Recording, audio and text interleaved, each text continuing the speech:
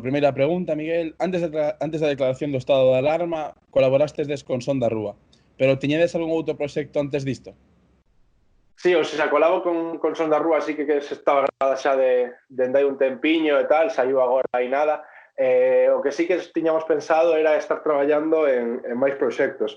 Hai nada sacamos a Insurxencia por Vir, creo que foi en decembro, un single, digamos, e sí que tiñamos pensado pois ir traballando, aínda que non para sacar agora, digamos, en cousas. Que xa dixen en varias ocasións que realmente somos un desastre, non temos pensado nin o formato como tal, temos ideas, bases, moitísimas instrumentais, pero realmente non pechamos como tal sequera o formato, non? O que pasa é que, claro, isto da cuarentena, ao final, o que fai é que ao estar separados, non ter esa posibilidade de xuntarnos en persoa, que realmente como nos saen as cousas, pois sí que nos custa un pouco máis traballar, non? Sí que é certo que cada un pois foi pensando na súa casa e agora pois a idea é cando se levante o estado de alarma poder xuntarnos e traballar entre os tres.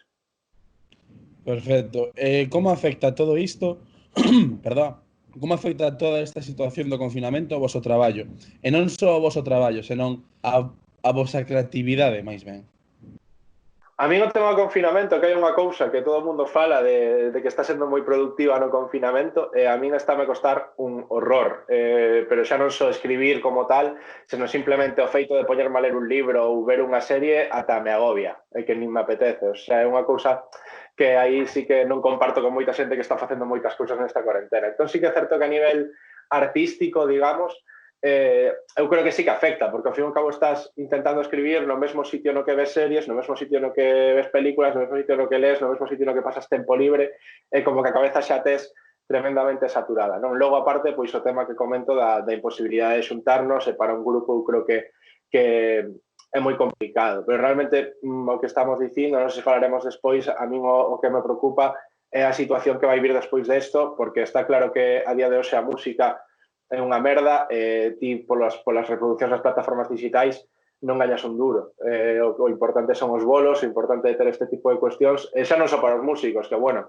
é unha pata, pero a min preocupa un montón, por exemplo, a peña que traballa de técnicas en festivais, todas estas cuestións que realmente pues, agardan uns meses e mesmo un ano ou dous bastante jodidos. Entón, bueno, un pouco na incertidume, que é o peor que hai nesta vida. Certo. Bueno, falabas antes de que era esta situación para un grupo de música como voso é bastante complicado. Fixeches o intento de xuntarvos vía Zoom, vía Skype, e ensayar un pouco ou non? É que realmente intentamos mesmo facer directos tocando ou algo así, non? E realmente é que parecenos hiper complicado, porque mesmo as posibilidades a nivel técnico son inviables, porque xa o mero retraso que hai na comunicación entre un e outro se imposibilita poder rapear, por exemplo, nunha mesma base de xeito fluido. Entón, claro, de feito, todo o que se está vendo por aí ou é xente que convive xunta ou gravan cada un a súa parte e logo mesturan. Ese tipo de cuestión sí que se pode facer, non? Pero sí que é certo que a hora de ensayar é moi complicado. Tamén é certo que que nestes días que eu creo que estamos vendo bastante, que é a necesidade imperiosa que están tendo todas as artistas de facer directos, de facer cancións, de facer non sei que. É como ese rollo que penso que decían os chicos del Maíz tamén nestes días en Twitter, ese rollo de artista sempre encorsetado no seu rol de artista ata en cuarentena, en estado de alarma, non? Entón é unha situación jodida, porque sí que é certo que dá a sensación de que se estás parado nestes días, a xente vai esquecerse de ti. É complicado, pero bueno, aí estamos lidiando como podemos. E nada, seguimos coa última pregunta, esta un pouco máis seria. Que opinades do dito polo Ministerio de Cultura acerca deste sector na actual crise do COVID-19? A ver, eu creo que o tema do Ministerio de Cultura é un pouco de sempre, non? Da igual o goberno que estea, parece, non? Que realmente a cultura parece que sempre queda aí nun segundo plano. Realmente eu creo, ainda li agora un artículo pola mañá, eu creo que realmente o que temos que pensar é que se non fomentamos agora, nun tempo tan complicado, se non fomentamos axuda, apoio, se non o fai o goberno, pois tenemos que facelo entre os propios músicos, ensaltar ese apoio mutuo, non?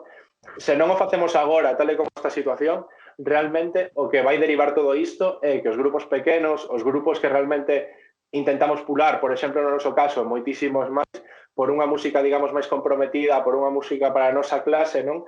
Realmente este tipo de grupos van quedar nun segundo plano cando non desaparecer, e xa non só isto, senón que vai desaparecer e van quedar en segundo plano en favor dos grupos de sempre, que normalmente son grupos que están ao servizo do capitalismo, non? E xa non falo de grupos de música simplemente, senón mesmamente do audiovisual. Nós estudamos audiovisual, curramos diso tamén, e realmente o que estamos vendo é que se non hai apoio a proxectos pequenos, apoio a este tipo de cuestións, realmente os que van a seguir nos mass media van a ser Ana Rosa Quintana, Jorge Javier Vázquez, que ademais agora está super de moda en Twitter, non entendo moi ben por qué, e van a ser exactamente os de sempre, que ao fin e ao cabo teñen os mesmos intereses que ten o xefazo de Mediaset ou o xefazo da Tres Media, non?